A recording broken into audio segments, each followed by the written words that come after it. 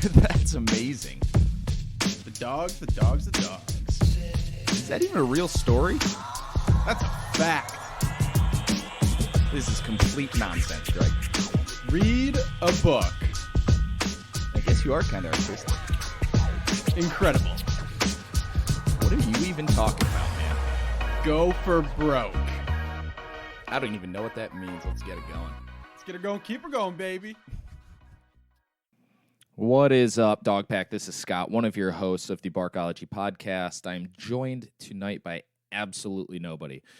Greg is not here. He decided to sit this one out. I don't blame him with what's going on around the country, and I promise I won't talk about it too much, but I probably have to talk about it a little bit because it's all anybody's talking about. It's all that's on the news. But Greg decided to sit this one out, and I'm actually getting kind of concerned that he might be slowly killing himself in his home office. I don't know if he leaves the house. I'm not sure if he's let the dog out to I'm just kidding. He's let the dog out to take a dump. I bet he's walked the dog a bunch, but he does work. He works in the financial industry, so he deals with people's financials for a living. So he's pretty stressed out because the economy is in shambles right now. But I decided to try to do this one on my own. It's going to be a little bit different than usual. I've never done this by myself, but we'll get into it. We'll talk about my pooches. We'll talk about some current events. Probably talk about the coronavirus because I think we have to at this point. Maybe a little bit. I won't pretend to act like I know everything like a lot of those people out there, but we'll get into it. And as usual, before we get going, you can follow us everywhere at Barkology Podcast. That's Facebook, Instagram, but also listen to older episodes and tune in each week to iTunes, Spotify, Stitcher, iHeartRadio, YouTube, whatever your fancy is, and we'll get her going. So, yeah, this week's been a little bit crazy. I know my schedule has changed dramatically because I work in sales, so I'm a field-based employee, so I'm typically out in my car driving around the entire state of New York for the most part. So my day-to-day has changed pretty dramatically. I've had to figure out how to not get stir-crazy and lose my mind in my home office. So that's been fun. It's been fun. I mean, I usually get up, have breakfast, walk the dogs, get on a call, maybe walk the dogs again, and then go for a run later in the day or try to create some sort of makeshift home workout that will suffice for my ADD. So that's basically what I'm doing each day.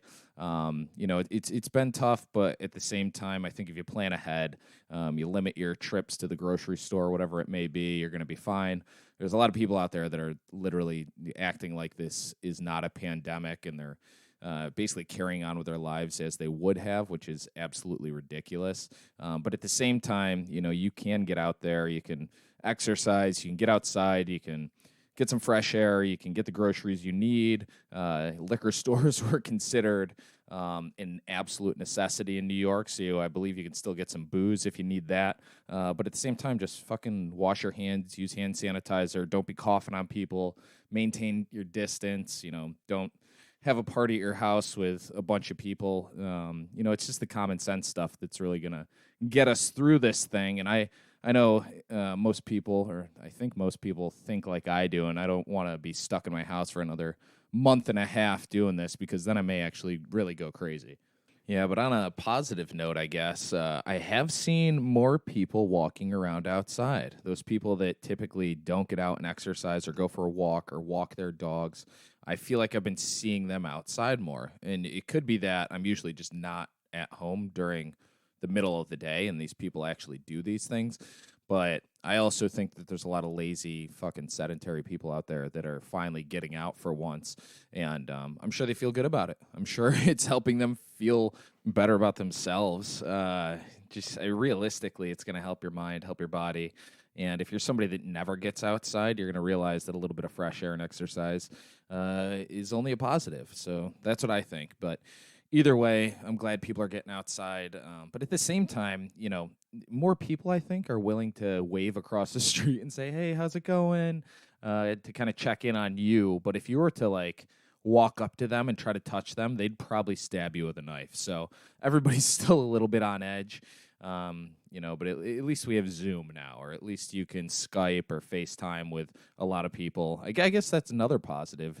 I've talked to a handful of people that I haven't necessarily been in touch with in a while, so it's good to reconnect with them and just check in and see how things are going.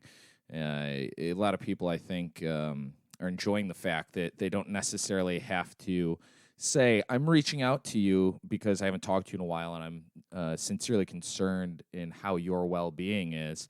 But people are kind of getting off the hook by being like, oh, it's a pandemic, and now this is the only way we can really be in contact, so I might as well check the box here, and then I won't have to talk to you again for another year. I think that's happening, but actually maybe this isn't a positive, because the few times that I've done the Zoom calls, it's literally you just sit there in front of 6 other people, 8 other people, however many people are on there, and you just slam drinks. I mean, all you do is chug wine. Some people have whiskey. Some people are slamming beers. You go around in a circle, and everybody takes a shot. I mean, it may actually create a even worse alcohol problem for people my age. So that's maybe a negative, but connecting, I think, is good overall. Another benefit is that on social media everywhere, whether you're on Instagram or Facebook or just going on Google, you can find that there are sales at every store imaginable. I mean, J. Crew, I think I saw something the other day. It was like 90% off their stuff, which is ridiculous. But at the same time, they have to maintain sales. I mean, they have to make money somehow. So if you're looking and you have some spare cash and you think we're going to get out of this hole, in the next couple weeks and you can afford it, there's some pretty good sales out there. So there's a couple positives, a couple negatives. But, in the long run, I think, just as a reminder, I live in Rochester, New York, which is quite a distance from New York City or New Rochelle or any of the suburbs of New York City. So we haven't really gotten hit too hard with a lot of patients who have been diagnosed. There's only a handful of deaths, I think, up in Rochester as compared to down in New York City, which is absolutely insane because the density and how dense the population is down there, how close contact everybody is on their day-to-day commutes or transportation. So I think we're lucky right now. For the most part, the city's spread out enough, I think, that you don't necessarily have to be in contact with people for a while, and you can survive just fine. I mean, unless you're my wife, and we have a we have a whiteboard of, we put a list of the groceries or the things we need to get done during the day, and she's got things up on there like dates or almonds and just random shit like that I wouldn't consider as being a priority, but I guess just throw them up there anyways. We'll get them eventually. So that's kind of where we're at. The big thing that I keep hearing on the news and experts are saying in New York that, realistically in the city, this is pretty wildly out of control. I think similar to, Seattle and Washington, California, maybe southern Florida now that all these, I don't even think they're millennials. I think they'd be considered a Gen Z, the younger population of people. But either way, they're out there just trying to get the dick sucked, excuse me, or trying to get laid realistically. I mean, that's the number one reason you go out to spring break on the beaches. It's not because you want to get out there and you're like defying, you're defying what you should be doing. I think everybody's just trying to get laid, to be honest. But there might be a hotbed down there in the next coming weeks. And who knows about jails? I mean, jails, prisons, all these incarcerated folk. What's going to happen to them? I mean, I feel like they would spread like wildfire once you're in a jail or a prison because everybody's in close proximity with each other. I guess you don't need to be in physical contact with anybody, but you're not breathing fresh air. It's all recycled air in the jails and stuff, unless you're out in the yard, I guess. That's my stereotypical idea of what a jail is. It's just like your cell, and then you're out in the yard and you're playing basketball. But yeah, I got to imagine once a lot of people start getting diagnosed in there, it's got to be spreading like crazy. So I don't know what we're going to do with that, because if that's the case, hospitals are just going to be completely overwhelmed, more than they already are. And I know, I guess, secondhand, because my wife is a nurse, so she's on the front lines. She's going in, working, getting her hours in, but it's a very stressful situation for anybody in the healthcare industry. They are truly the heroes right now, as well as, grocery store workers or anybody who's got to be in contact with, hundreds and hundreds of people a day and potentially either get infected or unknowingly pass it along to somebody else. Because that's truly the scariest part is, being a 30-year-old, in pretty good health, I would say.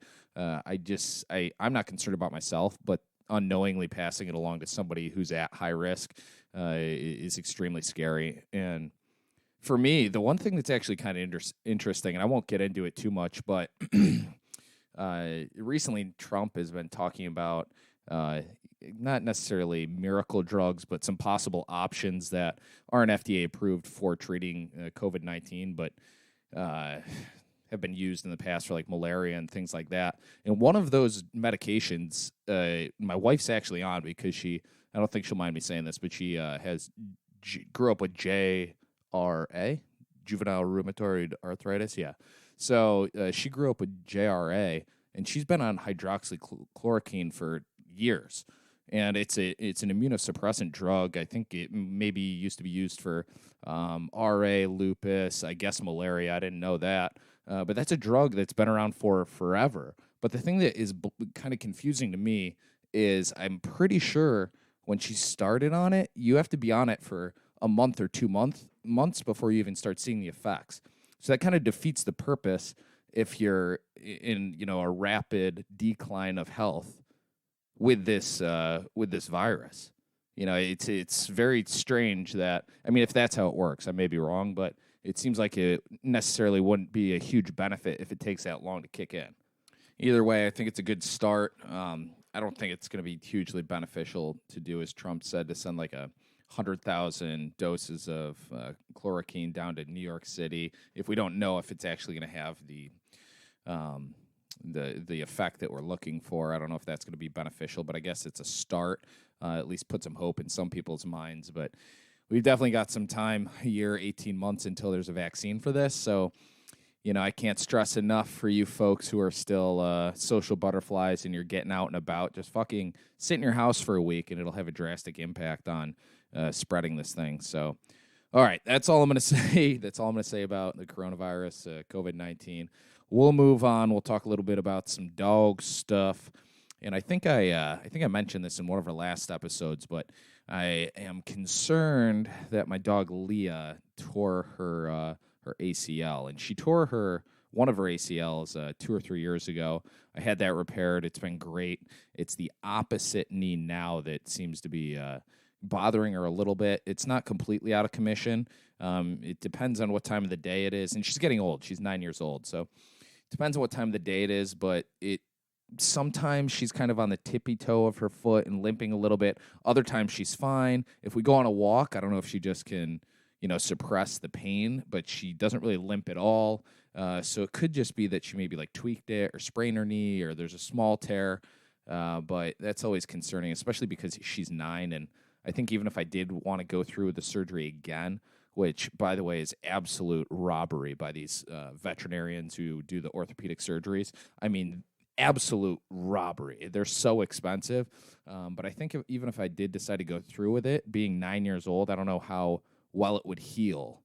So I'm going to kind of just feel it out, let her rest a little bit. That's one thing that she's been having a hard time dealing with is we're walking other dog, Utley, every single day. Leah's been doing 2 walks a day with him, by walks, 3-4 mile walks where they take 45 minutes to an hour with the dog.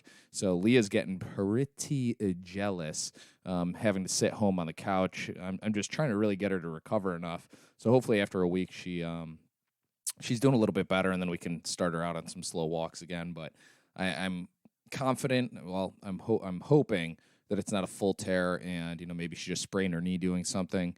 But we'll see. Only time will tell. Oh, and I've always had her on glucosamine. I think after your dog's maybe 5 or 6 or something like that, you're supposed to throw them on glucosamine. It's just supposed to help their joints, their hips, their knees, that kind of stuff. But I threw, and I don't know if there's a better option than what I've got for her, but I just went on Amazon and I got it's got glucosamine in it, but it's another supplement that's time released. For older dogs, it's supposed to like alleviate aches and discomfort associated with just regular exercise. When she isn't injured, when her knee isn't hurting, she's a very active dog. So let me see what else is in this stuff. It's a generic, so it just says for aches and discomfort, but it's got, let's see here, glucosamine, yucca, skin, I don't know what that is, white willow bark, some tryptophan, things like that. But it's just a cocktail of shit that's good for your dog, I guess. So yeah, it's made by Nature Vet, but it's been working well. It's cool. I started giving it to her in the morning, and then a little bit more glucosamine with her dinner at night, and I think it's been helping. It's definitely noticeable during the day. I don't know how long the time release is, but it seems to be helping. So give it a try if you have an older dog. At the very least, definitely be giving them glucosamine, because I think any vet out there would be or would recommend that you do that just for their hips and joints and some of that lubricant that they need to stay active. Let's see. What else? I'm still kind of picking up all that dog poop that's been sitting in our backyard for the past couple months. For anyone that lives up in the Northeast, if there's snow on the ground for 3 months straight, it's very, very difficult to maintain picking up the crap. So you kind of try to limit it to one area of the yard, or maybe the front or backyard, and then when the snow melts, it'll blow your mind how much crap is just all over your yard. So I've been slowly going out and trying to pick up as much as I can, but the weather's been kind of on and off lately. There's been a little bit of snow, and then it rains, and then it looks like it's going to be a nice day, and then it rains again. So it's even more difficult to pick up real soupy poop in your backyard, but that's definitely one thing that I've been trying to work on. And then in addition to that, just the mud. If anyone has, a backyard or a front yard, or, as long as you're not necessarily like in a metropolitan portion of a city that doesn't really have grass, you understand that when it's raining nonstop and right after the snow melts in the Northeast, your dog is always muddy, always freaking muddy. And we're thinking about putting a small deck on off like the back door of our house, because right now you just basically walk down a couple steps into the backyard. But one of the main reasons, I'm not going to lie, in addition to being able to have social gatherings out on the deck in the back, and during the summer it's a lot of fun and you can throw the grill out there, all that great stuff. At the same time, it's an extra like 10 feet where if it is raining, our dogs can just walk on the deck, get some of the mud off of their fucking feet before I have to try to wipe it down with a towel. Because if they sneak in, or if they sneak past a guest who may be letting them in or anything like that, there's footprints everywhere. And, actually, I can't remember if I mentioned this on one of our previous podcasts, but we've already completely ruined. I mean, to the point where we had to get rid of this rug, or one of our living room rugs, not because of mud, but because I was actually playing with one of the dogs, and I had a glass of red wine sitting on the table. And if you have labs, or we have one lab and then one lab pit bull mix that just has an absolute Indiana Jones whip of a tail. Once you get them going, there's no stopping that tail from knocking over a baby, knocking over wine, if you had a beer, whatever it may be. So literally had a full glass of wine, and not just a regular glass of wine. I'm talking about one of those chalice-sized, gigantic glasses of fucking wine. I had one of those, and I started getting Utley going. His tail just whiplashed. I mean, just straight Indiana Jones whiplashed that glass onto the carpet, and it looked like a scene from Dexter. I mean, it looked like somebody just got murdered, like American Psycho. Like, literally I just axed somebody to death in my living room, and the rug was like a white, beige color, and literally just covered in red blood spatter. But it was red wine. It wasn't blood. So we had to get rid of that rug. We did our best to try to remove the stains, but it just did not work. So our replacement rug, again, for some reason, we got kind of like a whitish, beigeish, I guess a little bit of black in their design for the rug. And now, because it's been such a wet winter, for anybody that lives in the Northeast, at least in New York, it's been like it snows 2 feet, then it melts and creates like flood conditions. Then it snows 2 feet, then it melts and creates like this wet, swampy conditions everywhere. It's been terrible. So after we got the second rug, we're literally just trying to figure out the best ways to eliminate or minimize the amount of paw prints all over our entire house. So we've gone through, I literally think we bought maybe 5 new towels just to, help, just to help. Once one towel gets dirty, we just use another towel on their feet, because if you're letting them in and out, 5 times a day or whatever it may be, you're going on walks and then you have to come back. And if you go for a walk, you're in the puddles, maybe you go to the park, you're literally just in whatever shit they're rolling in at the park. You need those towels. So I think we invested probably like $30 on extra Walmart towels. Not that that's, too crazy, but it's been tough. So that's one of the things we're dealing with in the Northeast right now. And as usual, you got to start to worry about the ticks again, because now that the weather's getting a little bit warmer, the ticks are going to be out. And I forget who I was talking to, but the other day I was talking to somebody at the end of last year, so before the winter, before it started getting cold enough where the ticks aren't going to really survive, or you're not going to find them on your dogs. They found something like 19 ticks on their dog.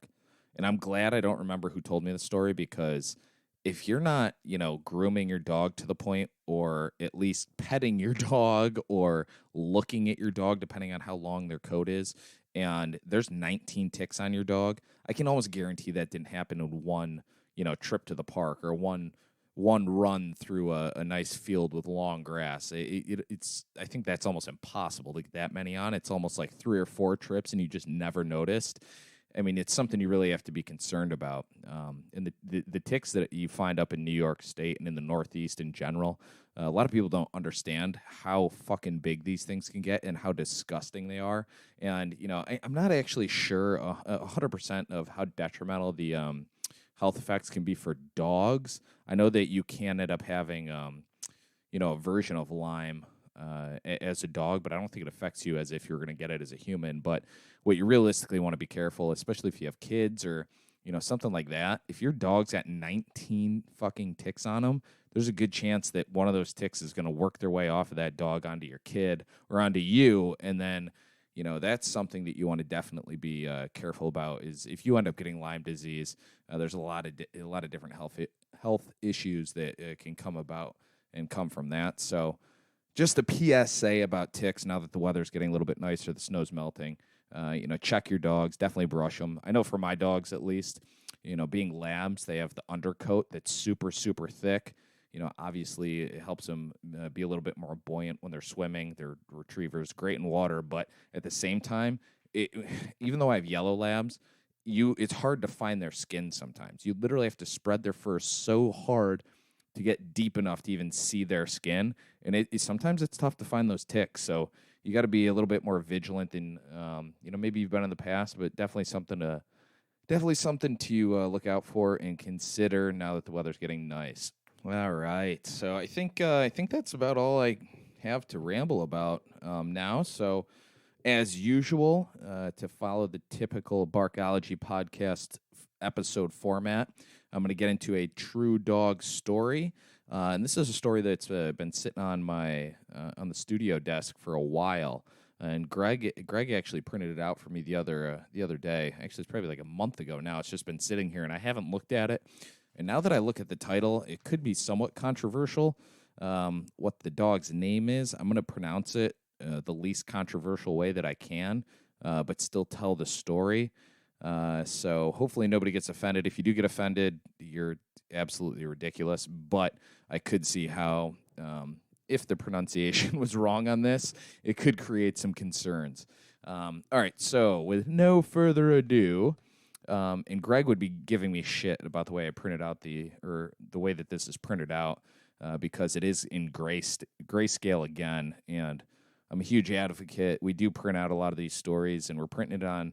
I'm trying to save ink, but then I'm printing both sides of the paper to be a little bit more environmentally conscious, I guess. But it is very, very grayscale. I can barely see the lettering, so I'll stumble through this. But hopefully, you guys love the story. And I'll make some comments at the end because Greg isn't here to do so.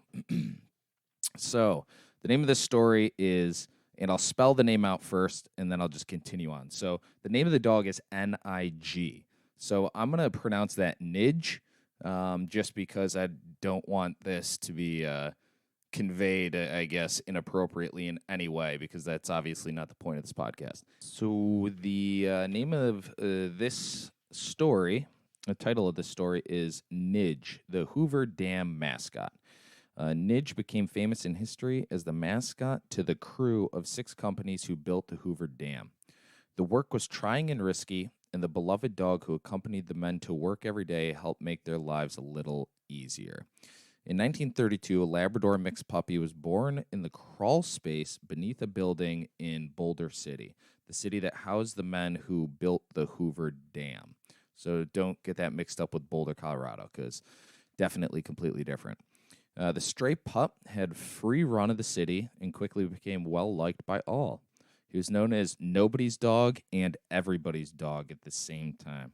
Man, those are the good old days, right? When you could literally be outside and, you know, nobody had fenced-off backyards and dogs would just run free, and you'd, you know, find your neighbor's dog from, you know, 2 blocks away in your yard, and you'd just say, "Oh, come on, bud, let's go back." And you'd walk them back to their house.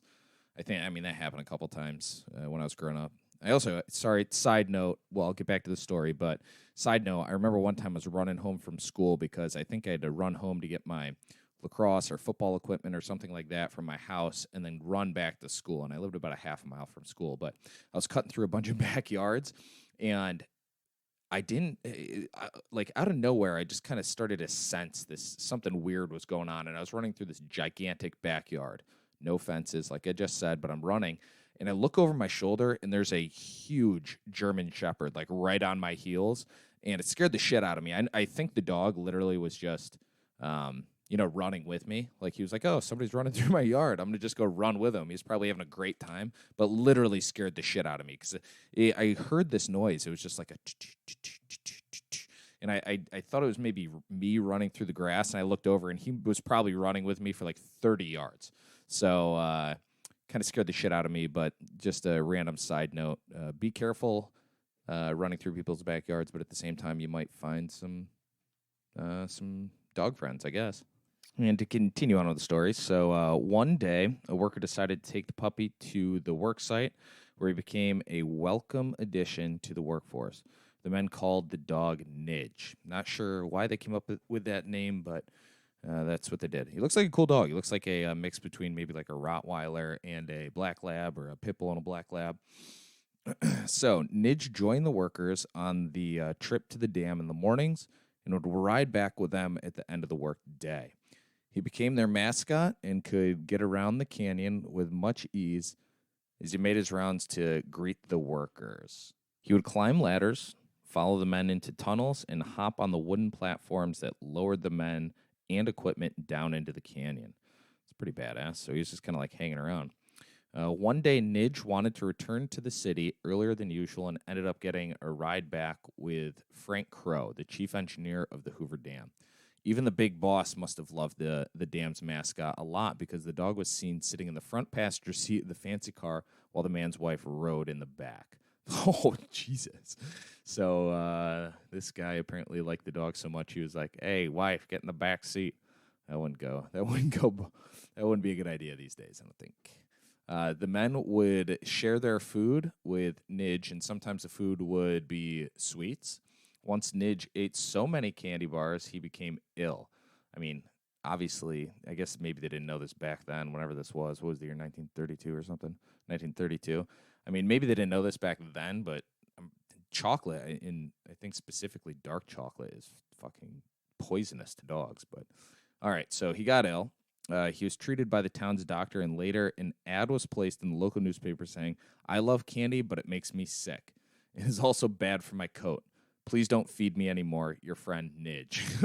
So a PSA from Nidge, put out by the local vet to not feed your dog chocolate, you fucking idiot. All right, so when Nidge recovered, the men contributed money to improve the dog's diet. That's pretty cool. The city's mess hall prepared his meals and even packed a lunch for him in a special container to take them to the dam. Nidge would carry the container in his mouth when he boarded the transport truck to go to the dam, place the container alongside the workers' lunch pails when he got there, and then he would eat with the crew when the lunch whistle blew. So he was just one of the boys. I mean, he was one of the boys. That's pretty cool. Nidge was definitely part of the crew and was loved by all except for one angry man.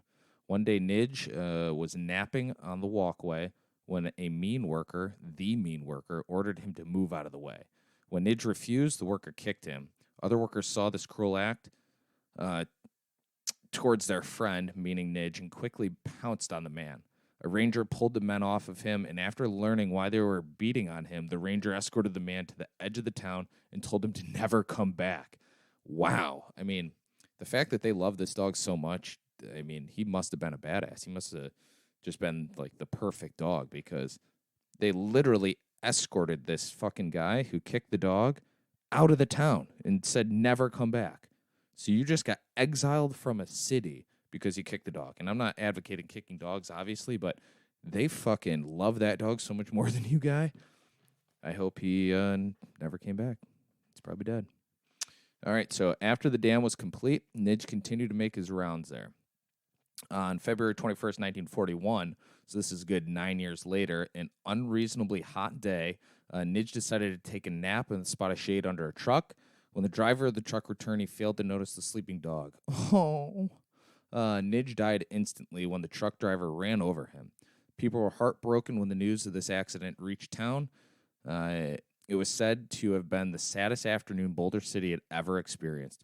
In quotes, rough, tough, rock-hard men wept openly and unashamed, the newspaper wrote. Oh, man.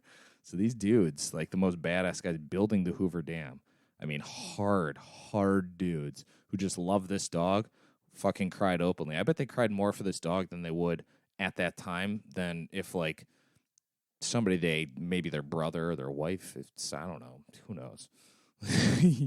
you can only guess. But Nidge was buried in a concrete crypt at the edge of the cliff overlooking the dam so he could continue his oversight of the daily activities at the dam. The men who worked alongside Nidge contributed with what little money they had to buy a plaque memorializing the dog that meant so much to them. So they actually went out of their way, spent a little money, got a plaque for him. I respect that. Yeah, in the picture, it kind of looks like an old school, like Egyptian tomb that they buried this dog in. So I don't know. I guess if they're building the Hoover Dam, they're pretty good with concrete and things like that. So in the late 1970s, a visitor went to the dam, felt the inscription on the plaque, Nidge. Yeah, I guess I can see why this would be thought as racist, but felt that the inscription on the plaque, Nidge, was racist, and he campaigned to have the plaque removed. The issue hit the national press, and the plaque was later taken down. Oh, man. I mean, I guess I don't know. Maybe it was pronounced differently, and maybe they named the dog is black in color, so maybe these racist guys building the Hoover Dam did do it on purpose. But they did love the dog, and they did, feel very, very sad when he passed away. I don't know. I'm not gonna guess what the reasoning behind all of this was. But to conclude this story, many of the Boulder City and area residents, especially those who knew the dog, rose in protest to reinstate the plaque. A new plaque was placed that identifies Nidge as the dam's mascot, but does not mention his name. Oh, man. And that's the end. That's the end, guys. That's a pretty cool story. I mean, he seems like one of the more respected dogs or most respected dogs that I've ever heard a story about. I mean, the fact that literally you banished a human being man from the city you're in because he kicked the dog. And, maybe one of the guys that liked the dog didn't really like this guy, and maybe he tripped over the dog. And then he just bullshitted a story about, oh, he kicked the dog. Let's fucking get him out of here. You never know what happened. I mean, history is bullshit as we know it. But, he seems like a very well-respected dog. I'm hoping, and I'm being positive, I'm hoping that, they didn't name the dog Nidge for any negative reasons. It seems like they really loved him, so it doesn't really make any sense. But that was a good story. That was a good story. I like that one. I guess if I were going to have any sort of qualms with this story, or final thoughts, I guess, being that this is literally, years, tens of years after the end of slavery. I mean, there's just so many other names. I mean, why would you choose that name unless there was some underlying story or meaning? But, I mean, there's so many names. There's so many other names. Literally any other three-letter name would probably have been better, and then that plaque wouldn't have gotten taken down, and you could have just left it as it was. But, at the same time, we don't know the history of the story. We don't know why they chose to name this dog the way they did, but they definitely loved him. He seems like a cool dog. The fact that he brought his lunch pail to work and set it next to the other lunch pails, went to work with the homies, and then came back and had lunch with them is fucking awesome. I mean, that's one of the coolest stories that we've actually read on this. That's just like one of the dudes hanging out, and I respect that. So I think I'm going to wrap up on that. Hopefully this first single version of the podcast wasn't too boring. I thought it was a pretty good story. I probably rambled on a little too long about the coronavirus, but love all you guys. Dog Pack, love you. As always, do not forget to follow us or subscribe. Barkology Podcast everywhere. Listen to us on iTunes, Stitcher, Spotify, iHeartRadio, YouTube, wherever you listen to your podcast. Tune in. We're going to continue to try to do these just about every week. Right now it's a trying time. I'm going to try to get Greg to maybe call in. We can do a remote call with both of us again, because I know you guys missed that motherfucker. And as always, we are still looking for guests. I apologize for those of you who I haven't responded to on email. It's been a little bit busy with work and everything that's going on. But looking for guests, sponsors for 2020. We have a couple lined up, but we're definitely looking for a few more. And Greg, wrap us up, man. Just kidding. Greg's not here. He usually starts it off. But wag more, bark less. Love you guys.